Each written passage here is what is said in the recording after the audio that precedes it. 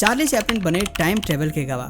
दोस्तों, Charlie Chaplin के बारे में तो आप सभी जानते होंगे। अपनी साइलेंट फिल्मों से हंसाने वाले चार्ली चैपलिन आज भी करोड़ों लोगों के दिलों पर राज करते हैं। लेकिन हम में से बहुत कम लोगों को ये बात पता होगी कि इस महान आर्टिस्ट के साथ भी टाइम ट्रेवल का एक इंसिडेंट जुड़ा हुआ है।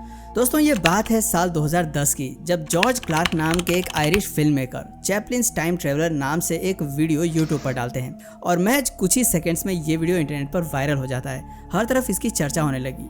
दरअसल इस वीडियो में जो क्लिप दिखाया गया था उसे 1928 में चार्ली चैपलिन के एक फिल्म के प्रमोशन के दौरान शूट किया गया था। यहाँ पर आप इस वीडियो क्लिप को देख सकते हैं। इसमें एक महिला एक काले पतले से डिवाइस को अपने कानों के पास लगाए हुए रास्ते से गुजर रही है। ध्यान से देखने पर आपको पता चलेगा कि ये डिवाइस आज के मोबाइल फोन से काफी हद तक मैच हो रहा है। दोस्तों, अगर आप ये सोच रहे हो कि अगर ये मोबाइल फ़ोन है भी तो इसमें इतना चौंकने वाली बात क्या है, तो दोस्तों यहाँ चौंकाने वाली बात है क्योंकि दुनिया का पहला मोबाइल फ़ोन साल 1973 में मोटोरोला कंपनी द्वारा बनाया गया था। और जैसा कि मैंने आपको पहले ही बताया, ये वीडियो क्लिप 1928 की है। ऐसे में मोबाइल फ़ोन के लॉन्चिंग के 45 साल पहले उस महिला के पास मोबाइल फ़ोन आया कहाँ से और वो किससे बात कर रही थी, ये सारी बातें आज भी लोगों के लिए किसी मिस्ट्री से कम नहीं है। और इसीलिए बहुत से लोग उस महिला को एक टाइम ट्रेवलर मानते हैं। जॉन टाइटोर एक ऐसा आदमी जो 2036 से आया था। दोस्तों, क्या हो अगर कोई आपसे आकर कहे कि मैं एक टाइम ट्रेवलर हूं और फ्यूचर से आया हूं, क्या आप उसकी बात पर यकीन करेंगे? ऐसा ही एक इंसिडेंट हमें साल 2000 में देखने को मिला था, जब एक ऑनलाइन बुलेटिन बोर्ड यानी कि एक प्राइवेट ऑनलाइन फोरम में जहां लोग अपने नॉलेज, आइडियाज़ और ओपिनियंस को शेयर कर रहे थे, वहां पर एक न्यू मेंबर लॉगिन करता है। उसके अकाउंट का नाम जॉन टाइटोर था। लिखा था, Hello friends, I am a time traveler and I have come from the year 2036. I went to the year 1975 to get an IBM 5100 computer because in the year 2036 our team needed it, and while going back from 1975 to 2036 I stopped in the middle in the year 2000 because I want to see how the past was and also saw a computer problem named Y2K. दोस्तों, इस post के according John टाइटोर एक time traveller है जो कि 2036 से आया है। वो IBM 5100 कंप्यूटर लेने के लिए साल 1975 में गया था क्योंकि साल 2036 में उसकी टीम को उस कंप्यूटर की ज़रूरत है। लेकिन साल 1975 से 2036 में वापस जाते समय वो बीच में साल 2000 में रुक गया क्योंकि वो देखना चाहता था कि अतीत कैसा दिखता है और साथ ही उसे Y2K नाम के कंप्यूटर प्रॉब्लम को भी देखना था। दोस्तों, जॉन टाइटोर की ये पोस्ट बस कुछ ही घंटों में इंटरनेट पर आग की तरफ फैल गई। जहां कुछ लोग इसे सच मानने लगे तो वहीं बहुत से लोग इस अकाउंट को ही फेक बताने लगे। उनका मानना था कि ये पब्लिसिटी पाने का एक तरीका है और इसीलिए बहुत से लोगों ने उसके पोस्ट पर कमेंट करते हुए कहा कि अगर तुम सच बोल रहे हो तो हमें उसका कोई प्रूफ दो। जिसके बाद जॉन टाइटोर ने अपने अकाउंट पर एक टाइम ट्रेवलर मशीन की पिक्चर पोस्ट की, जिसे देखकर लोगों के पैरों तले जमीन खिसक गई क्योंकि उन्होंने उस दिन से पहले कभी भी ऐसा कोई मशीन नहीं देखा था। लोगों ने जॉन टाइटोर को अब अपने बारे में डिटेल में बताने को कहा, जिस पर जॉन ने बताया कि वो एक अमेरिकन सोल्जर है जो अब रिटायर हो चुका है। उसके फादर ने कंप्यूटर की दुनिया में कई बेहतरीन खोज किए थे। उसके फादर IBM 5100 कंप्यूटर की प्रोग्रामिंग और असेंबलिंग में शामिल थे, जिस वजह से US गवर्नमेंट ने उसे इस खुफिया टाइम ट्रेवल प्रोजेक्ट के लिए चुना था। जॉन आगे बताता है कि 2036 में दुनिया खत्म हो जाएगी। इसकी वजह कंप्यूटर का एक बग होगा और इसी बग की प्रॉब्लम को सॉल्व करने के लिए मुझे साल 1975 से IBM 5100 कंप्यूटर को लाने के लिए भेजा गया है। दोस्तों, जॉन ने उस वक्त इन सारी बातों के अलावा फ्यूचर की कई घटनाओं के बारे में भी लोगों को सचेत किया था। जॉन ने अपने एक पोस्ट के थ्रू लोगों को बताया था कि पेरू में एक बहुत बड़ी अर्थक्वेक आने वाली है, इसीलिए पेरू के लोगों को संभलने की जरूरत है। और दोस्तों, आपको जानकर हैरानी होगी, इस पोस्ट के कुछ ही महीने बाद 23 जनवरी 2001 में पेरू में एक बहुत बड़ा अर्थक्वेक आया था। दोस्तों, जॉन ने यह भी वार्निंग दी थी कि अगर लोगों ने जल्दी ही स्पेस शटल ओवरहीटिंग प्रॉब्लम को सॉल्व नहीं किया तो फ्यूचर में वो एक बड़े हादसे के लिए जिम्मेदार होंगे।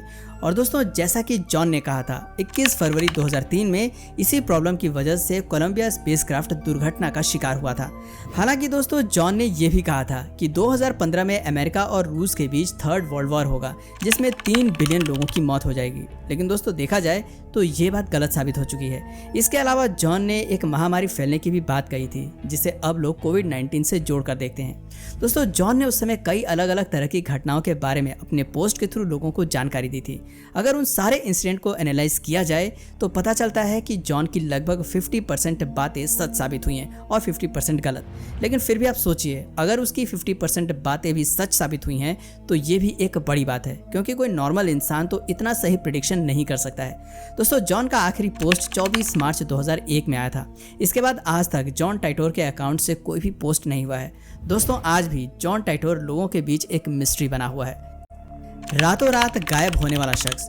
दोस्तों, ये इंसिडेंट जुलाई 1954 की है। दोपहर के 12:30 बज रहे थे जब एक यूरोपियन प्लेन टोक्यो के हानाडे एयरपोर्ट पर लैंड होता है, जिसके बाद प्लेन से सभी पैसेंजर्स नीचे उतरते हैं और चेकआउट काउंटर की तरफ बढ़ते हैं, जहां ऑफिशियल सभी पैसेंजर्स के पासपोर्ट की जांच कर रहे थे। तभी ऑफिशियल्स को उन पैसेंजर्स के बीच में एक ऐसा पैसेंजर मिलता है जिसके पासपोर्ट को देखकर वो हैरान रह गए। दरअसल उस पैसेंजर का पासपोर्ट यूरोप के एक ऐसे देश का था जिसका नाम टॉरेड था।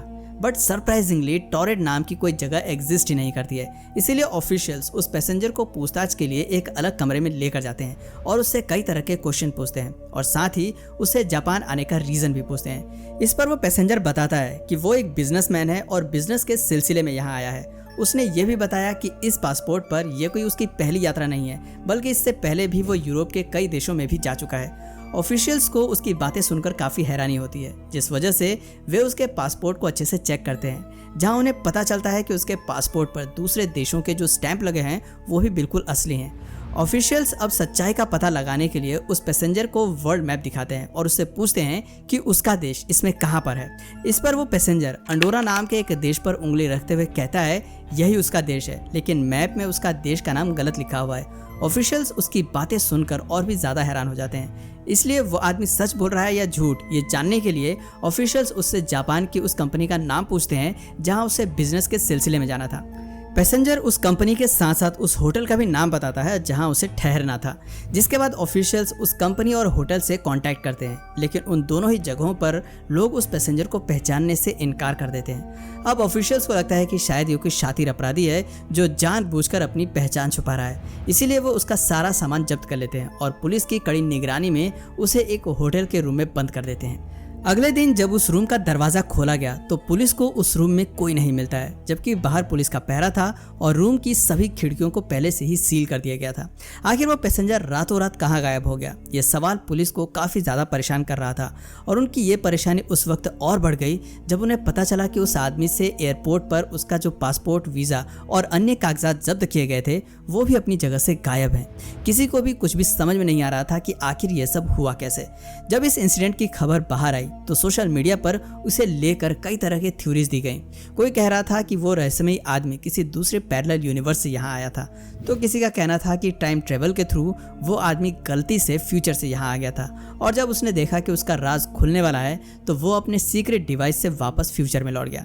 दोस्तों, इसमें से कौन सी बात सच है और कौन सी झूठ ये तो कोई नहीं जानता, लेकिन इस रहस्यमय घटना पर कई किताबें जरूर लिखी जा चुके हैं।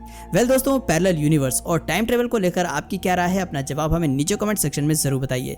साथ ही वीडियो पसंद आई हो तो वीडियो को लाइक करें और इसी तरह के और भी अमेजिंग और इंटरेस्टिंग वीडियोस को देखते रहने के लिए चैनल को जरूर सब्सक्राइब कर लें। मिलते हैं फिर किसी वीडियो में नई कहानी के साथ, तब तक के लिए नमस्कार।